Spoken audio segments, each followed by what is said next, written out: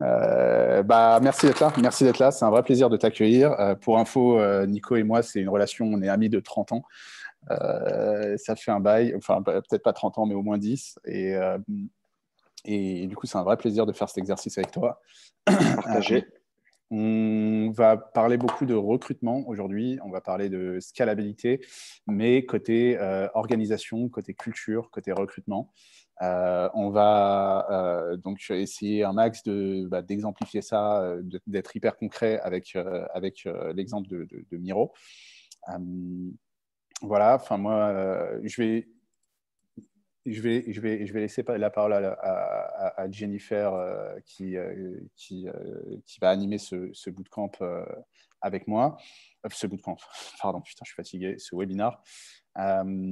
Juste un petit mot sur la vision côté Maestro, et c'est pour ça je le répète à chaque fois, mais c'est pour ça qu'on fait ces webinars, c'est qu'on essaye vraiment de créer le meilleur bootcamp de formation au product, et que ça nous aide énormément de faire tous ces webinars. Tous les intervenants qui viennent ici nous aident énormément, tous les feedbacks des élèves, ça nous aide vraiment à construire, à designer un programme et des ateliers qui soient top. Et voilà, sur ce, je te laisse te présenter, Jennifer. Alors, super. Bonsoir tout le monde. Donc, du coup, avec Mehdi, j'ai le plaisir de pouvoir échanger ce soir avec Nicolas. Alors, Nicolas, qui est VP Product Manager aujourd'hui chez Miro. Donc, on va pouvoir aborder, comme Mehdi l'a dit, le thème du recrutement et de comment gérer, une équipe produit avec l'exemple concret de Miro. Alors, très rapidement, moi, je vais me présenter du coup. Donc, moi, je suis élève en fait chez Maestro aujourd'hui. Donc, je fais partie de la promo 3. Alors, donc voilà, pour entamer tout simplement une reconversion du coup vers le métier de product manager. Alors, moi, mon parcours est donc pas forcément dans ce domaine-là, puisque moi, j'ai fait une école d'ingé en fait, donc en maths info, avec une spécialisation en business intelligence. Donc, c'est tout ce qui va être piloter les entreprises à partir de la donnée. Donc, en fait, après mes études, donc, je me suis vraiment orientée là-dedans en étant d'abord consultante. Et puis ensuite, j'ai pu intégrer donc, une start-up, du coup, qui, à l'époque, en tout cas, était vraiment au début de sa croissance. Et du coup, j'ai pu occuper pendant presque 4 ans donc, le poste de responsable en business intelligence. Et donc, voilà, aujourd'hui, j'ai fait aussi le tour un peu de ce poste. Et donc, je préférais... j'ai pour but, en tout cas, de m'orienter vers le produit de product manager. Voilà. Alors, du coup, tac. Alors, du coup, aujourd'hui, on accueille du coup Nicolas. Je vais présenter très rapidement et puis après, je le laisserai évidemment revenir dessus s'il a autre chose à rajouter. Donc, Nicolas, il a fait une école de commerce et il a commencé du coup dans la vie active en étant consultant en stratégie.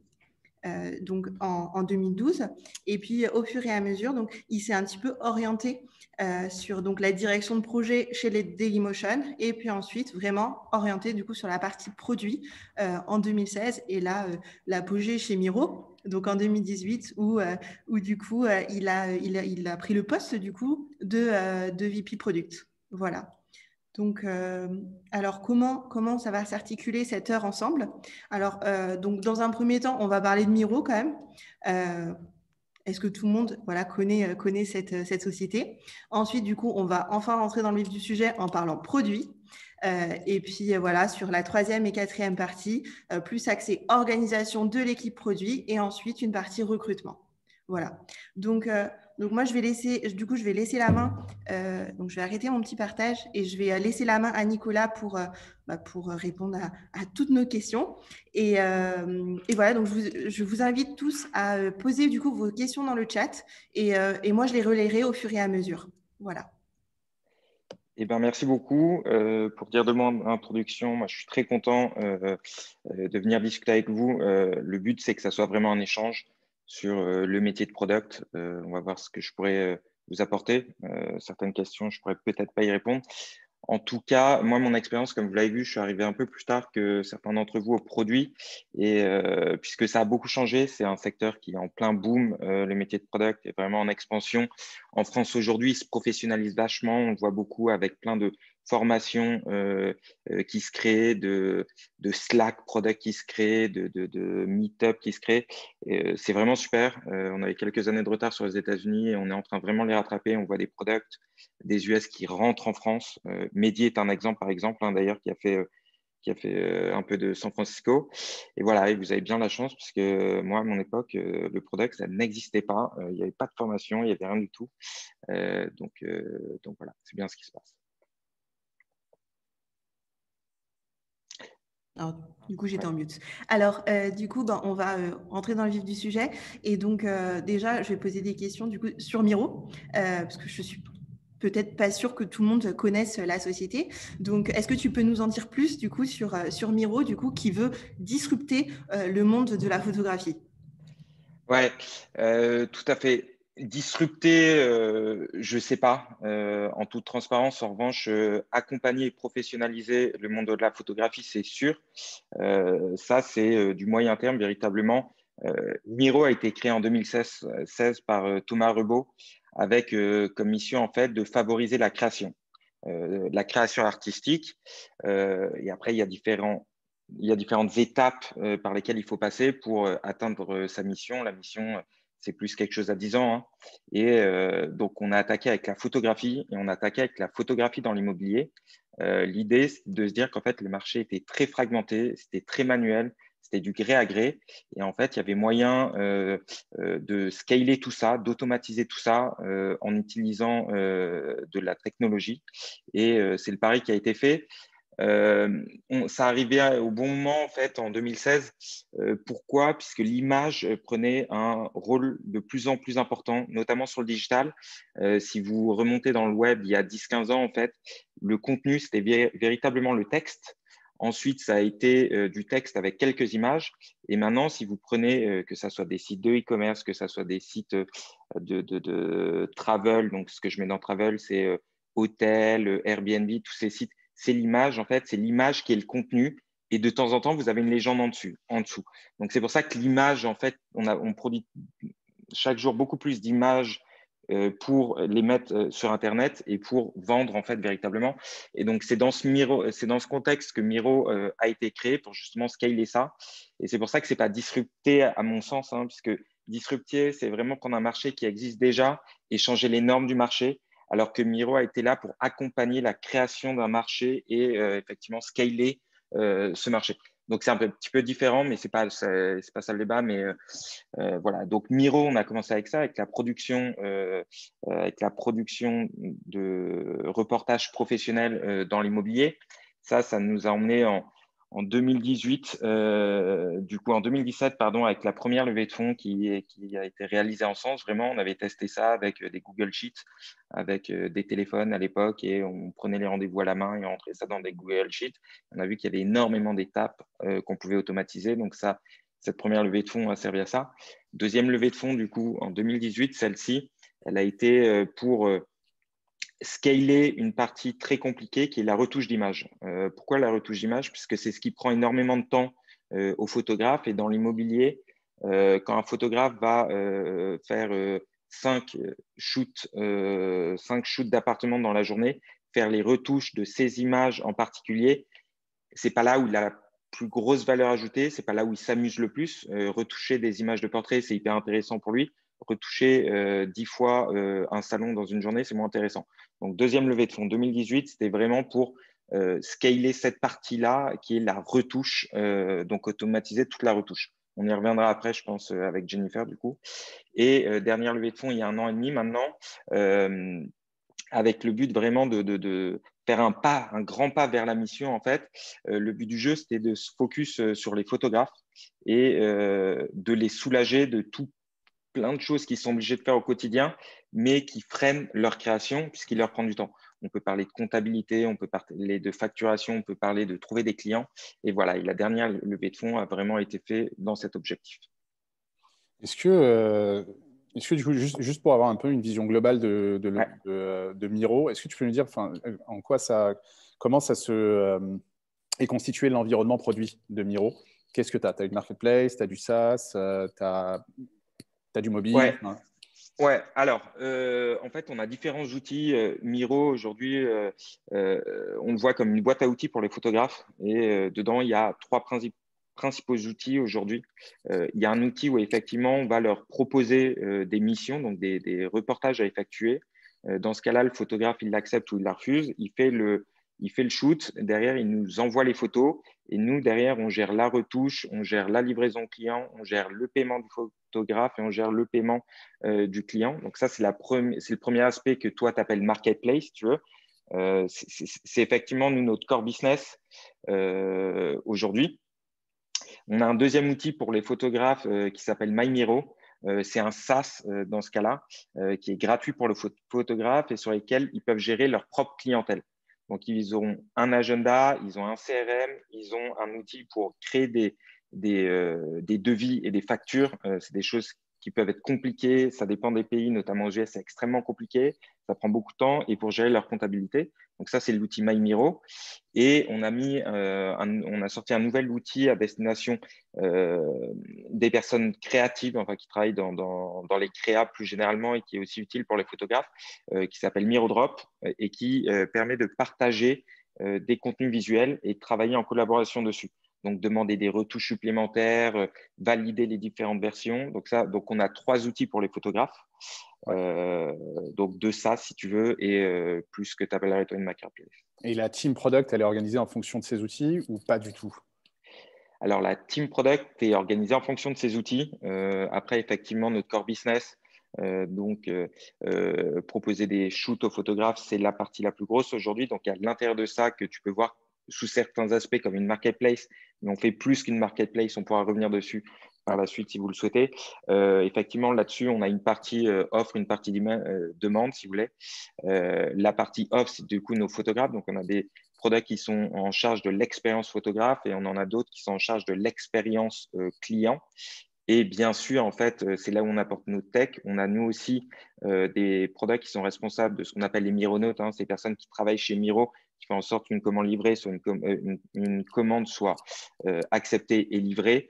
Et là, on a développé un outil de back-end, notre back-office, en fait, c'est là notre cœur de techno qui nous permet d'automatiser tout un tas de choses. Donc, on a trois types d'utilisateurs sur la marketplace et on a des products rattachés aux différentes expériences utilisateurs. J'aime beaucoup Ça n'a pas le toujours terme. été comme ça. On y reviendra justement, mais Ouais. ça fait partie de scaler l'équipe en fonction des moyens que tu as, en fonction des objectifs que tu te fixes, tu organises différemment tes ressources. Et alors, juste pour un petit peu en finir avec, essayer de bien comprendre l'environnement global, c'est quoi la big vision derrière? La big vision, ta grosse vision produit derrière? Celle de Miro dans son ensemble, la mission de Miro, la vision de Miro? Alors, la mission de Miro et puis derrière, la vision produit. Ouais. Alors, la mission de Miro, je l'ai rappelé en début, c'est vraiment de favoriser la création. Ouais. Une nouvelle fois, il faut passer par plein d'étapes pour atteindre ta vision, pour atteindre ta mission. Et donc, tu fais évoluer ta vision, si tu veux, toujours, et qui va toujours dans le sens de ta mission. Donc, on a eu différentes étapes. Au début, le focus sur l'immobilier véritablement. Ensuite, le focus sur l'intelligence artificielle. C'est aussi une façon de se démarquer de nos concurrents et en termes de retour sur investissement, c'est très intéressant puisque ce qui peut prendre, quand tu peux passer 1 heure à retoucher un shoot, là, on est capable de le retoucher en 3 secondes, si tu veux, et de façon automatisée avec des résultats qui sont au moins aussi bien que ce qui peut être fait par l'humain, si tu veux. Et ensuite, la partie photographe, je ne sais pas si ça répond à ta question, si tu veux la préciser, puisque j'ai fait un peu une redite de ce que j'avais dit au début, donc je ne suis pas sûr. Non, mais c'était plus pour, enfin, ça y répond, c'était plus pour un petit peu, tu vois, donner l'orientation sur c'est quoi la vision produit actuellement de Miro. Okay. Donc, la vision produit de Miro, aujourd'hui, on a notre core business, si tu veux, sur 2 verticales principales, l'immobilier et la restauration.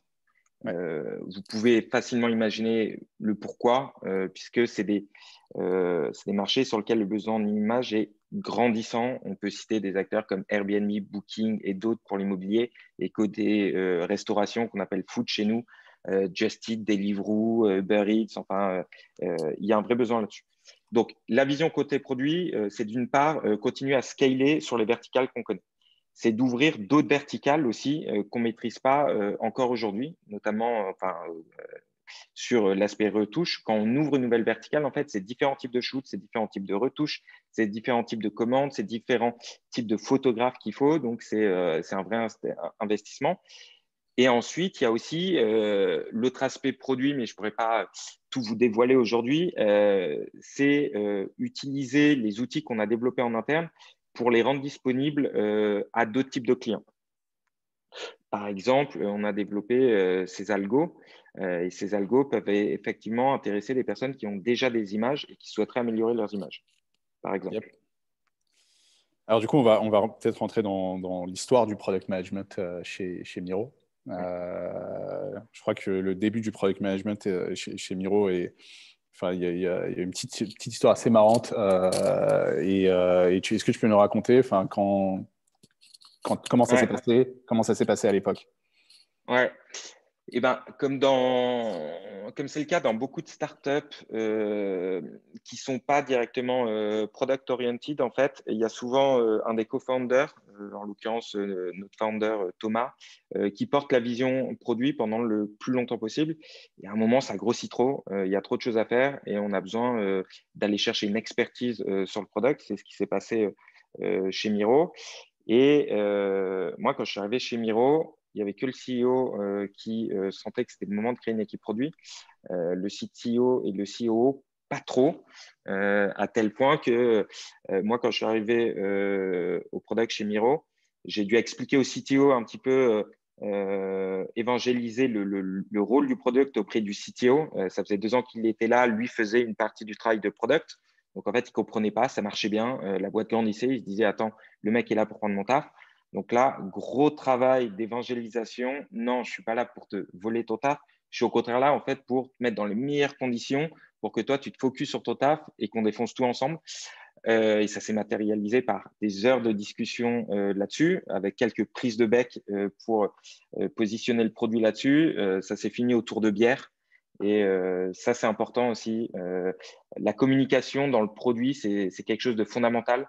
Et pour moi, chez Miro, ça a commencé à ce niveau-là. Vraiment, c'était positionner l'équipe produit, expliquer ce que l'équipe produit devait amener, pourquoi on avait créé une équipe produit. Et j'ai mis 3 mois, du coup, à pouvoir m'asseoir à la table des devs. Ce qui est assez choquant aujourd'hui, c'est un des conseils que je pourrais vous donner. Le seul, je pense que vous avez déjà en tête, le plus important, c'est le product, il doit travailler main dans la main avec les devs, pas qu'avec les devs, mais c'est son premier allié. Et il faut vraiment comprendre que sans les devs, on ne peut rien faire. Et sans nous, ils peuvent faire quand même beaucoup, beaucoup moins. Donc, c'est un win-win de vraiment travailler ensemble. Il faut être assis à la même table. C'est hyper important d'être assis avec ses développeurs. Alors, du coup, toi, tu es arrivé du coup en 2018, en plein milieu de ces 2 levées de fonds finalement. Et en fait, on voit la croissance qu'a eu Miro. Mais du coup, comment toi, tu as structuré ton équipe? Comment ça a évolué au fil du temps? Ouais, donc il y a vraiment eu cette étape qui a été importante et qui peut arriver à d'autres de rentrer dans une boîte et où les gens connaissent pas en fait ton rôle, ta mission. Donc il y a eu un travail d'évangélisation qui a pris quand même quelques mois. Et ensuite, mon rôle depuis le début en fait, c'est faire passer le product de from delivery to discovery, si vous voulez. Donc remonter la chaîne de valeur du product en amont. On a commencé par des tâches pure delivery. Au début, le rôle des products, c'était simplement d'écrire des specs et de tester. On ne challengeait même pas la solution qui nous était proposée. En fait, on mettait les devs dans la meilleure disposition pour avancer au mieux. Et derrière, on les aidait sur le test. Voilà. Petit à petit, on a remonté la chaîne de valeur. Donc, au début, on faisait que des specs. Derrière, on s'est mis à challenger les problèmes qui nous étaient, les solutions qui nous étaient amenées. Derrière, on s'est mis à challenger les problèmes qui nous étaient apportés. Et maintenant, on est arrivé au stade où on définit les problèmes et les solutions. Bien sûr, avec les autres équipes, c'est hyper important de travailler main dans la main avec les autres équipes, avec les utilisateurs quand tu es au produit. Mais on définit véritablement les problèmes qu'on veut tacler. Et donc mon rôle en tant que VP et avec les autres VP et avec avec le comité de direction de Miro, c'est vraiment de définir les grands axes, les grands objectifs à 3 mois, 6 mois, 1 an, 2 ans, et de donner ça aux product de mon équipe. Et c'est eux, en fait, qui sont le plus proches de leurs utilisateurs, qui connaissent le mieux le produit qui est complexe maintenant, et donc qui sont les plus à même de trouver les meilleures solutions. Mon rôle, c'est vraiment de leur dire, il faut arriver là, et eux me décrivent le chemin. Après, bien évidemment, mon rôle, c'est aussi de challenger un petit peu ce qu'ils proposent, mais voilà. Et c'est en les responsabilisant, en fait, c'est en responsabilisant un product que le mec devient le meilleur. Est-ce que ça veut dire que vous avez dû recruter différents types de profils en product management pour remonter cette chaîne de valeur, de la delivery vers la discovery? Ouais, tout à fait, tout à fait. Il y avait, au début, on a recruté des profils qui étaient peut-être les plus généralistes. Après, les 2 premiers profils avaient beaucoup en commun. Ils avaient un esprit entrepreneurial tous les deux. Ils avaient fait des études de commerce tous les deux. Derrière, ils avaient monté leur boîte tech pendant 2 ans. Ils avaient beaucoup appris. Ça n'avait pas marché. En fait, ils étaient venus chez Miro pour apprendre comment faire du produit encore plus, pour apprendre comment scaler une boîte. Mais c'était hyper important d'avoir ce type de personnes généralistes au début, puisqu'ils étaient capables de passer d'un sujet à un autre. Du coup, je raccroche un petit peu à ce que tu disais tout à l'heure, Mehdi, sur comment est-ce qu'on a structuré en fonction des rôles des utilisateurs. Au début, on avait un product qui, le matin, il travaillait sur des problématiques clients, l'après-midi, sur des problématiques photographes, et le soir, sur des problématiques admin, back-office, si tu veux. Donc, il fallait vraiment être capable de passer d'un sujet à un autre et de rentrer rapidement dans ces sujets. Ça, c'est les premiers types en fait, de product qu'on allait chercher. Et ensuite, plus on a grandi, plus on s'est spécialisé. Donc, on allait chercher d'autres types de products. On allait chercher un ancien dev, puisqu'on avait des gros besoins API, de monter en compétences sur l'API. On a pris un ancien dev qu'on a formé au product management et c'est allé assez vite. Et lui a pu derrière nous aider à monter en compétences sur ces sujets. On est allé chercher un product qui, par ailleurs, était photographe professionnel sur ses heures libres et qui, lui, a pris le lead sur l'expérience photographe, puisqu'en fait, comme il est photographe, il vit véritablement les problématiques de ses utilisateurs. Voilà, donc on est allé chercher petit à petit de l'expertise plus on grandissait, et derrière, on est allé aussi chercher des personnes plus seniors qui avaient vécu et qui avaient l'expérience dans des boîtes un peu plus grosses pour aider un petit peu à structurer l'organisation de l'équipe produit et faire du management.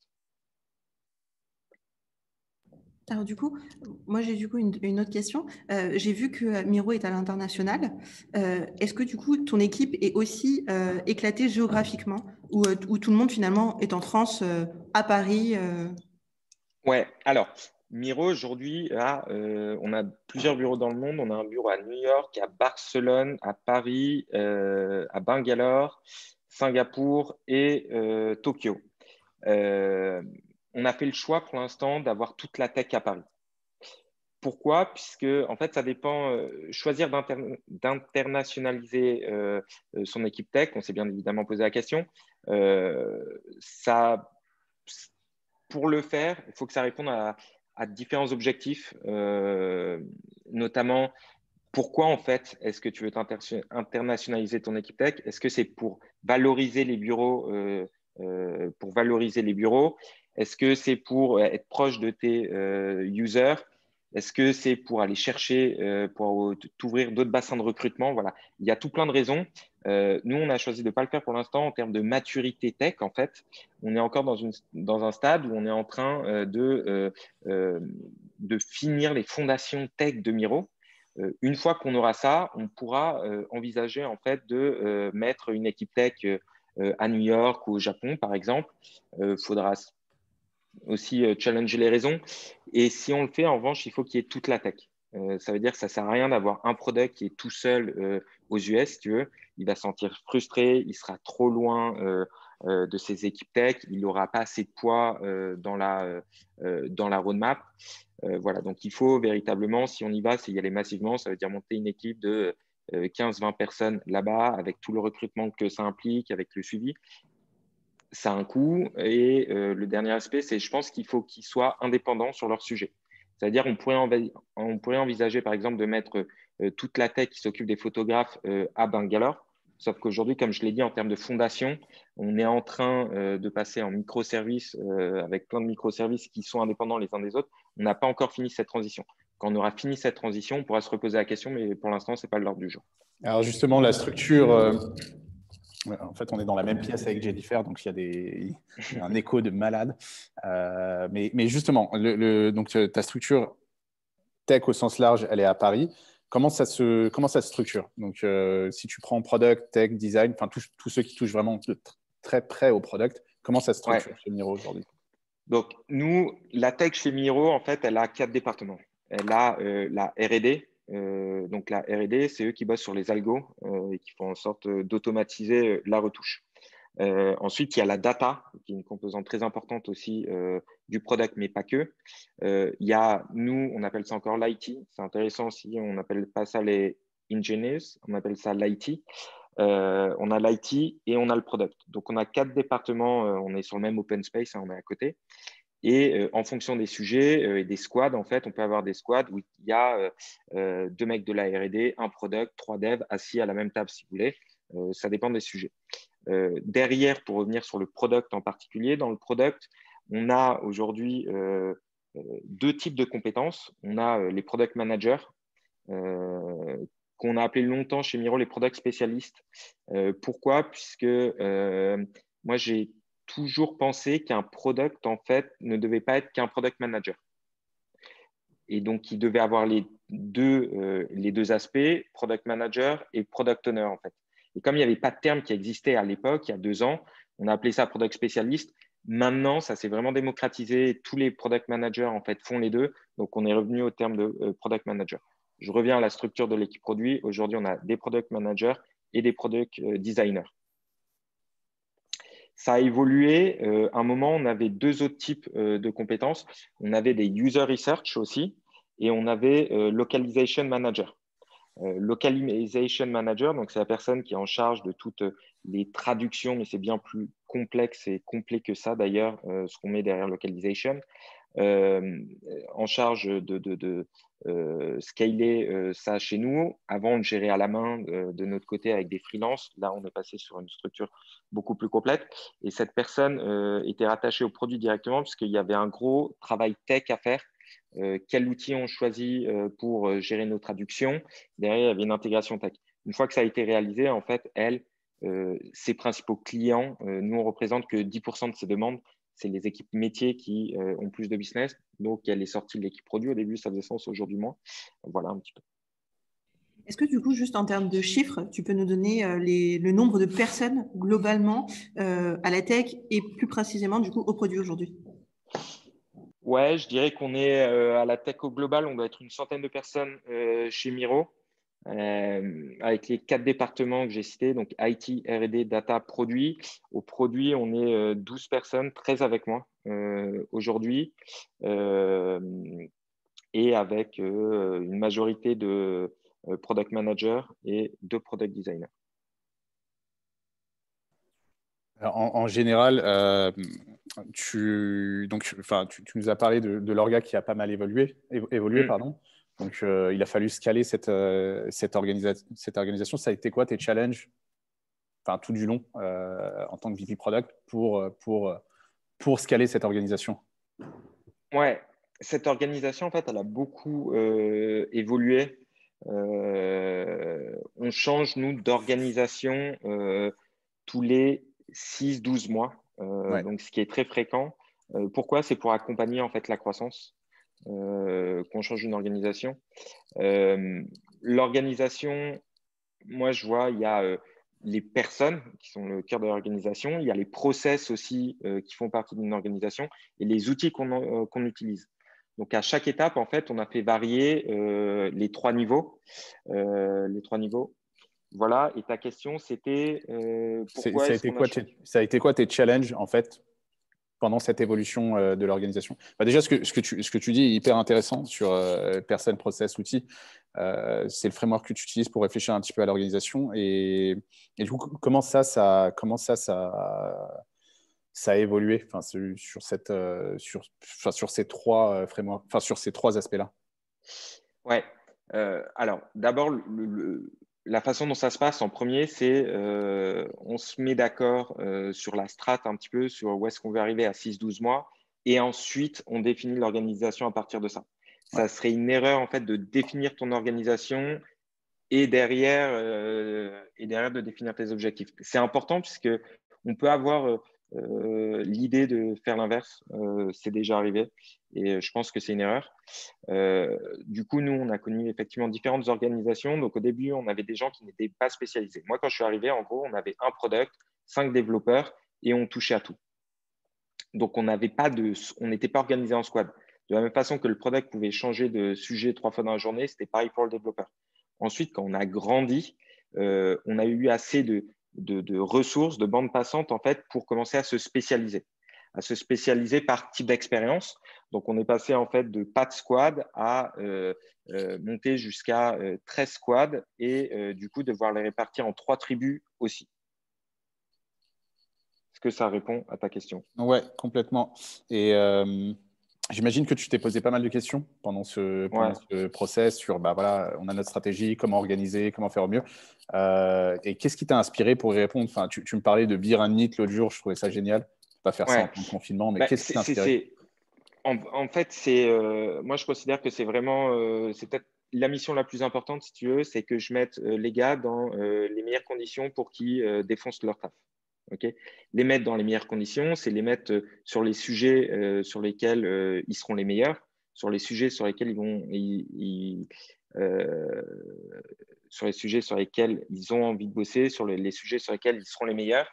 Leur donner les outils, leur donner les bons objectifs, blablabla. Donc, en fait, ça, c'est un travail continu. C'est vraiment moi ce qui m'occupe au quotidien, c'est de me dire, est-ce que tel mec de mon équipe, il a tout ce qu'il faut pour être super performant dans son travail. Donc, en fait, c'est jamais fini. Surtout dans des boîtes, dans toutes les boîtes, mais en particulier, je pense, dans des boîtes qui sont jeunes, l'évolution, c'est quasi constant. Donc, on évolue beaucoup dans nos process aussi. Comment est-ce qu'on travaille entre products, comment est-ce qu'on travaille avec l'IT, avec la data, avec la R&D, avec les autres équipes. Et voilà, et tu me parlais de Tech and Beers, du coup? Ouais, de ce qui a pu t'inspirer en fait pour réfléchir à cette organisation en continu, justement. Ouais, il y a eu beaucoup de discussions. En toute transparence, j'ai eu beaucoup de discussions, que ça soit en interne, donc déjà avec forcément avec le CTO, avec les autres VP pour comprendre un petit peu comment ça se passait avec le produit. Est-ce qu'on répondait vraiment à leurs problématiques? Est-ce qu'on communiquait assez bien? Voilà, donc première chose, c'est aller chercher l'information. En fait, c'est comme créer un produit, hein. Tu vas comprendre un petit peu les problèmes que tu veux résoudre. Donc, échanger avec les personnes qui ne sont pas dans l'équipe et avec qui on travaille. Échanger avec les personnes de l'équipe aussi. C'est important que les gens adhèrent à l'organisation. Quand on change d'organisation, il faut d'abord convaincre ton équipe que c'est la meilleure organisation. Quand tu fais un changement d'organisation, c'est hyper important de montrer que tout le monde y gagne. Si tu fais une organisation et que tu fais gagner que les 3/4 de ton équipe, ben, en fait, tu as fail, puisque les 25% de ton équipe qui ne sont pas contents, ils vont faire un taf pourri puisqu'ils ne seront pas contents de venir au boulot. Voilà, donc j'ai d'abord discuté avec les personnes qui travaillent avec le produit chez Miro. J'ai discuté avec mon équipe. Ensuite, j'ai beaucoup discuté avec d'autres personnes du produit qui ont eu ces mêmes problématiques et je continue à le faire au quotidien. Est-ce que tu penses aujourd'hui, avec le recul que tu as sur les changements d'organisation, finalement que vous avez atteint la taille idéale et finalement pour être le plus efficace possible? Alors, je ne sais pas ce que tu mets derrière taille idéale. Est-ce que c'est d'une squad? Est-ce que c'est d'une équipe produit? C'est quoi? Au niveau de l'équipe produit, oui. Écoute, je pense que il y a un rapport en fait en fonction de ton industrie qui est fait entre un ratio, un nombre de devs et un nombre de products qui peut varier. Donc en fait, nous, on est à peu près à 1 pour 5. Grosso modo, tu as des boîtes qui sont à 1 pour 10. Ça dépend des boîtes, ça dépend ce que tu demandes à ton product de faire. Donc nous, on est à 1 pour 5. Tant qu'on suit ce ratio, je pense qu'on est bon. Après, une fois, on travaille sur de nouveaux produits aujourd'hui. des produits qui sont plus orientés SaaS, retraitement d'image, donc des produits plus tech qui viennent de la tech véritablement, si tu veux.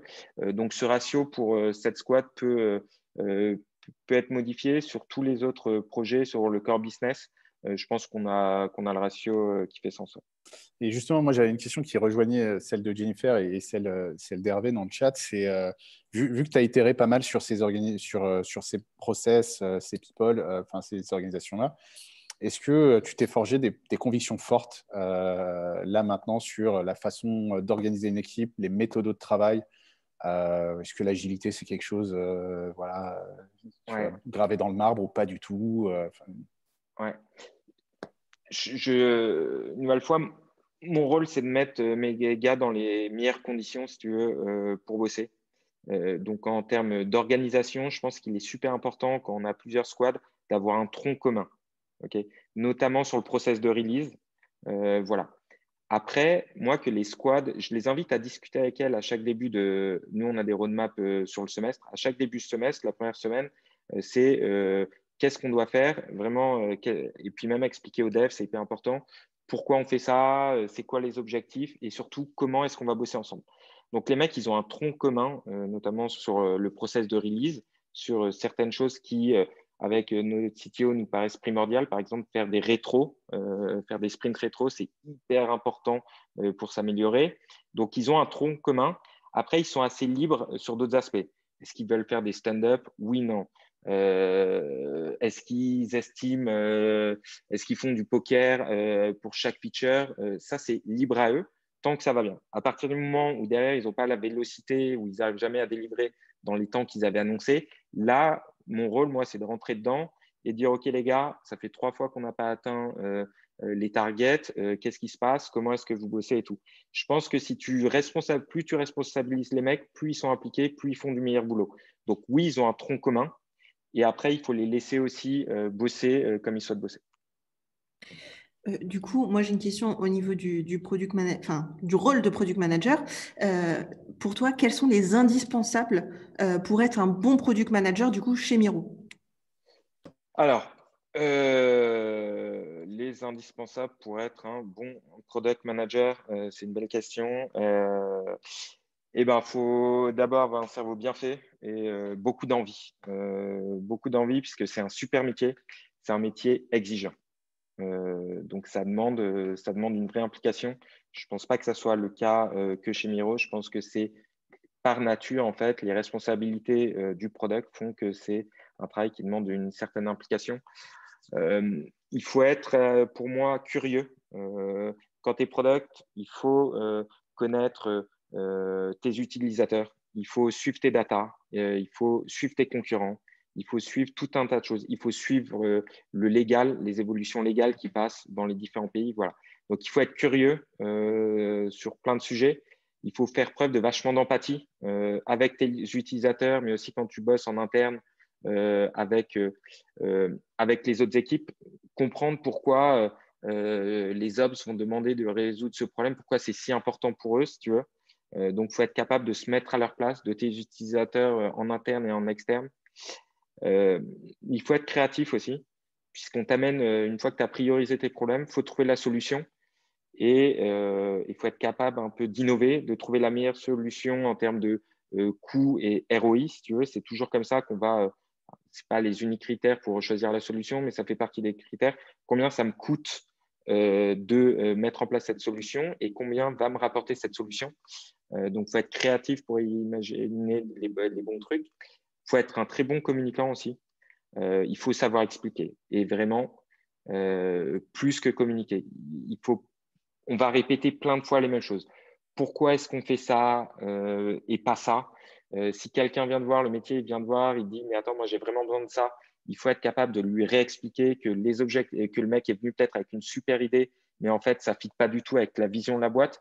Il est venu avec une super idée, mais en fait le problème de son voisin est beaucoup plus important, impactant et pour sa boîte et tout.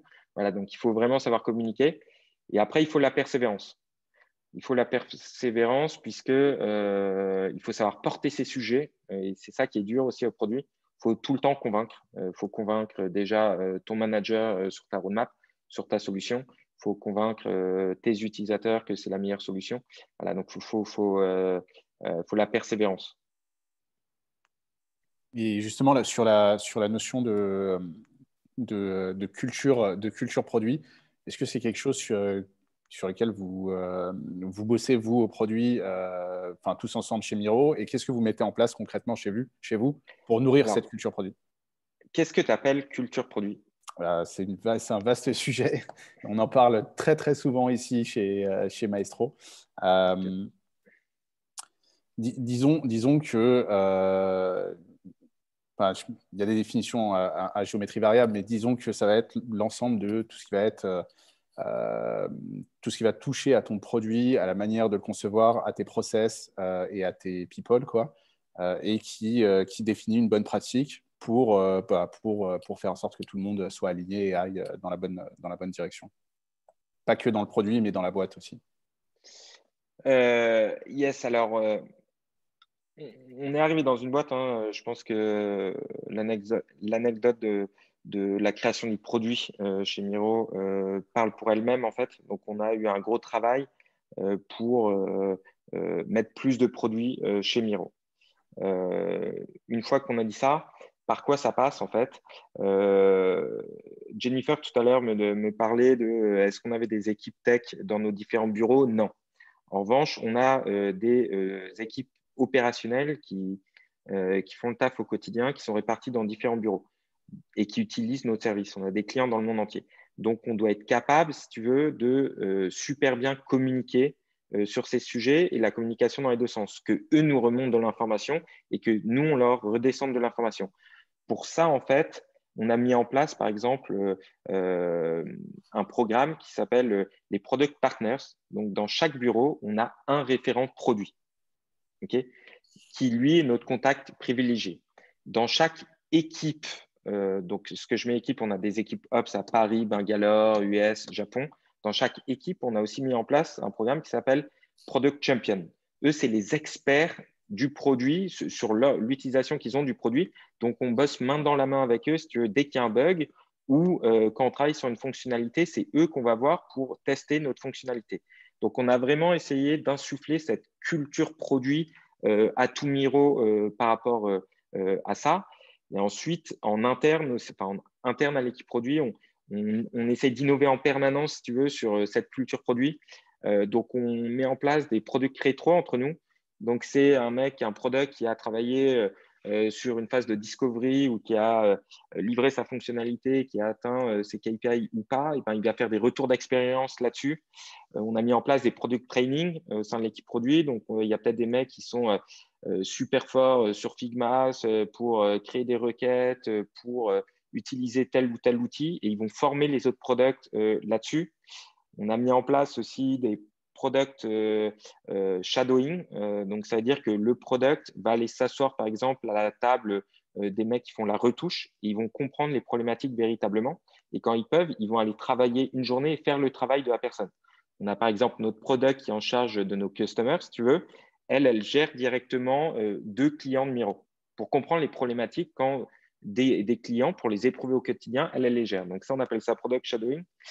Voilà, on a fait aussi des Product Days. Donc, les Product Days, en fait, c'est des off-site où on va défoncer des sujets sur lesquels on n'a pas le temps de se poser au quotidien puisqu'on se fait bouffer par le quotidien et c'est normal. Et se poser des questions, effectivement, sur le long terme, sur la vision, sur comment on veut bosser ensemble, sur comment on veut positionner le product. Et en fait, ça motive vachement les mecs du product aussi, de l'équipe, de réfléchir à d'autres sujets que leur sujet du quotidien. Et dernier aspect, et je rends la parole, c'est, t'en parlais un petit peu tout à l'heure, avant le confinement, on avait mis en place les Tech and Beers, et ça, c'était génial. C'était, on contactait une boîte, on l'a fait avec Doctolib et Dailymotion avant le confinement, et on leur proposait de venir avec des gens du produit, des gens de l'IT, des gens de la data, des gens du design. Voilà, on se mettait tous, on répartissait ces différents groupes en fait dans des salles. Les products discutaient entre eux pendant 1 heure et demie, les devs faisaient pareil. Nous, on a appris des milliards de trucs avec les mecs de Doctolib et Dailymotion au niveau du produit, puisque c'est des boîtes qui ont Dailymotion 10 ans d'avance sur nous et Doctolib 5 ans d'avance sur nous. Donc, on apprend énormément. Après, on termine par boire des bières. C'est hyper intéressant. puisque du coup, eux peuvent poser leurs questions, on se dit vraiment les choses et tout. Donc, c'est un peu ça la culture produit chez Miro. Je ne sais pas si ça répond aussi à ta question. Ouais, c'est vraiment génial cette histoire de Tech and Beers. Moi, je m'en remets vraiment pas. Je me souviens la première fois que tu m'en as parlé, je t'avais proposé un meet-up et tu m'as dit attends, Mehdi, le meet-up c'est one-to-N, alors que le Tech and Beers c'est N-to-N et tu apprends énormément. Et je trouve ça génial. Bon, maintenant, tu es obligé de faire un webinar parce que c'est le confinement. Non, mais il faut les deux. Il faut les deux. Il faut ouais. clairement les deux. On n'attend pas la même chose des deux. Mais là, moi, je suis hyper content de discuter avec vous. J'ai mes managers qui envoient fond aussi. Mais en fait, il n'y a que moi qui parle. Même les gens, donc vous, qui sont dans l'audience, posent des questions que vous relayez gentiment. Mais c'est pas pareil que si on est dans une vraie conversation. Donc, il faut les deux. On ne se dit pas les mêmes choses, c'est pas les mêmes objectifs. Donc, c'est bien d'avoir les deux. Ouais, je suis complètement d'accord. On pourra réessayer de faire ça en temps voulu. On va peut-être passer à la dernière partie. Oui, le temps file, il nous reste finalement pas tant de temps que ça. On parle beaucoup. Sur la partie recrutement, on va essayer d'avancer. Du coup, désolé pour quelques questions du coup qu'on doit squeezer un petit peu. Je pourrais y répondre derrière. Soit on a le temps, soit vous pouvez me les envoyer. Je peux mettre un bullet point si ça intéresse. Super, merci beaucoup. J'espère que tout le monde qui n'a pas forcément toutes ces réponses a pris note. Donc du coup, sur la partie recrutement, moi je voudrais savoir, voilà, chez Miro, du coup, je suppose qu'il y a quand même beaucoup de candidatures à chaque fois pour un poste. Et donc, comment finalement comment les candidats peuvent sortir du lot. Finalement, comment faire pour que son profil soit retenu pour un peu taper dans l'œil? Ouais. Alors, je vais répondre, je pense que c'est pas, ça se limite pas à Miro, très clairement. La première étape, en fait, c'est celle un peu du CV. Donc, faire en sorte que le CV, le LinkedIn attire l'attention. Je pense que c'est hyper important quand on postule à un job, en fait, de tourner ses expériences de façon à ce que ça parle, ça coïncide avec ce que vous recherchez. Voilà, je pense que Jennifer, est un très bon exemple. Elle avait une autre expérience avant, plus orientée data. Elle s'oriente vers le produit. Il faudra qu'elle arrive à… Donc, en plus, il y a Maestro qui sera là pour appuyer. Ça, c'est très, très bien. Moi, j'ai recruté des gens qui avaient fait d'autres, qui étaient en reconversion, qui avaient fait le wagon, notamment, à l'époque. Voilà, et ça se passe très bien. J'en ai 2 ou 3 qui ont fait le wagon, 3, je crois, par exemple. Donc, ça, c'est très bien. Voilà. Donc, mais dans vos expériences, ce n'est pas parce que vous n'avez jamais fait de product que vous ne pouvez pas passer en product. En revanche, il faut faire l'effort en fait, de tourner vos expériences et de faire apparaître ce qui va être intéressant pour faire du product. Ça, c'est la première étape. Et après, la deuxième étape, c'est pendant l'entretien. Pendant l'entretien, je ne sais pas, c'est un vaste sujet. Il faudrait peut-être qu'on précise un petit peu les questions, mais comment se démarquer, sortir du lot. Et là, c'est des réponses qui sont beaucoup plus personnelles puisqu'on tombe face à une personne. Je pense que le but du jeu, c'est d'être super naturel. Quand vous passez un entretien, faut vraiment le voir un peu comme un win-win pour chacun. Vous êtes là pour essayer de travailler dans cette entreprise et l'entreprise, elle aussi, est là pour faire en sorte que vous veniez travailler dans cette entreprise. Et il faut vraiment qu'il y ait un fit. C'est aussi important que ce soit pour l'employeur que pour l'employé, en fait, qu'il y ait un fit. En toute transparence, moi, je ne ferais pas toute ma vie dans un environnement de startup scalé. J'adore, j'apprends un truc de malade mental. C'est hyper exigeant. Il y a un moment avant que le Meetup commence, on discutait un peu de Google. Tout à fait possible qu'un jour j'aille bosser chez Google, j'aurai d'autres challenges, mais effectivement, l'environnement sera différent. J'aurai peut-être un peu moins de pression au quotidien que je peux avoir dans une scale-up. Voilà, donc il faut vraiment sentir que l'environnement, il y a un vrai fit, il faut être naturel pendant vos entretiens. S'il y a quelqu'un de chez Google ici, je recommande Nico, je prends un fee, mais je vous fais un discount, il n'y a aucun souci. Alors du coup, moi je vais soulever la question de Claire dans le chat. Du coup, quels sont les prérequis du coup pour toi, pour les différents postes, voilà, dans le domaine du produit? Qu'est-ce que tu attends finalement? Quels sont les attendus? Est-ce que au-delà, voilà, du fit et de la partie personnelle, est-ce qu'il y a d'autres choses en fait sur lesquelles que tu vas un petit peu tiquer, qui vont être pour toi absolument importantes? Je pense qu'il y a les soft skills que j'ai un peu cité tout à l'heure quand tu m'as demandé ce qui faisait un bon product. C'est nous ce qu'on recherche chez Miro. Et après, il y a les compétences et expertise.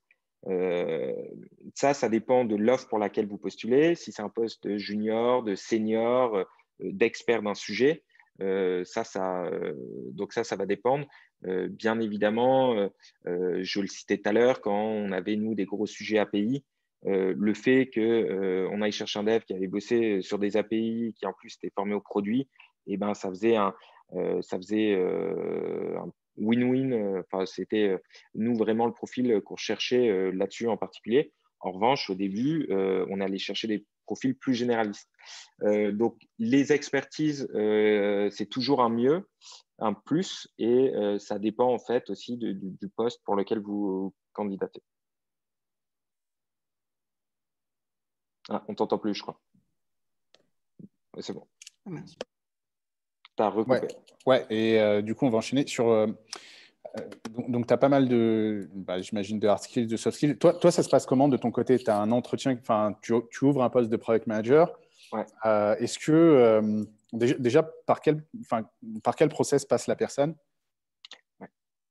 Là, alors, la personne, donc nous, on est sur Welcome to the Jungle, bien évidemment, comme toute la tech française. C'est la meilleure source d'acquisition, ça, ou tu en as d'autres un peu sous-marines? Soit on a ça, soit on a la chance chez Miro d'avoir un département qu'on appelle Talent, donc qui nous aide au recrutement et qui va sourcer directement des profils, soit en direct sur LinkedIn, soit via les différentes écoles, en fait. Voilà.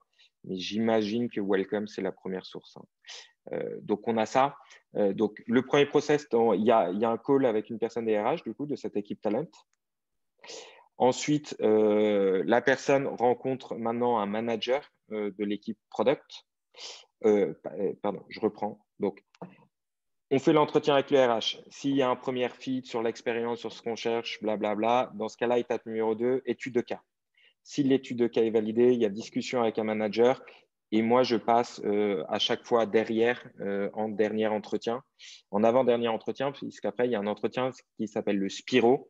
Et donc, tu discutes pendant un quart d'heure, 20 minutes avec une autre personne de chez Miro qui n'a rien à voir avec le product, juste pour s'assurer qu'il y a un fit au niveau de la boîte. Quand on embauche aussi vite que ça, c'est hyper important, si tu veux, d'essayer d'avoir des gens qui gardent, qui ont un peu le même état d'esprit que toi, même s'il faut des différences, mais il faut être sûr que ça puisse bien matcher. Donc, voilà un petit peu sur le process. Et vous avez une scorecard que vous alimentez toutes et tous, les RH, toi, d'autres personnes? Ouais.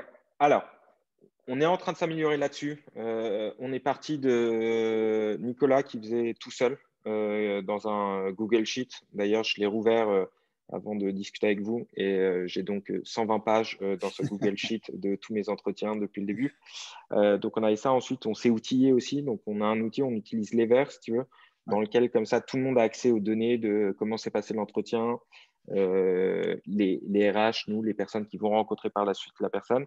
Et maintenant, on est en train de finaliser aussi une scorecard où on va demander à tester différents thématiques, si tu veux, avec chaque personne. Voilà. Donc, on se professionnalise là-dessus aussi. On a une question de Sandra sur quand tu es dans une boîte qui scale, comme Miro, est-ce que ça devient intéressant pour toi de distinguer PMPO ou est-ce que tu gardes une personne qui fait à la fois la delivery et la discovery? Je crois que tu as un peu répondu. Ouais, non, c'est ça. Moi, je suis toujours dans une logique de plus tu responsabilises ton gars, plus il va faire un meilleur travail puisqu'il sera encore plus impliqué. Donc, je suis un peu contre séparer, si tu veux, PMPO pour cette raison-là. Voilà. Et ensuite, en revanche, maintenant, quand on recrute des profils très juniors, que ce soit des stagiaires, des alternants ou des étudiants qui sortent d'école, là, on les fait passer par un an de PO.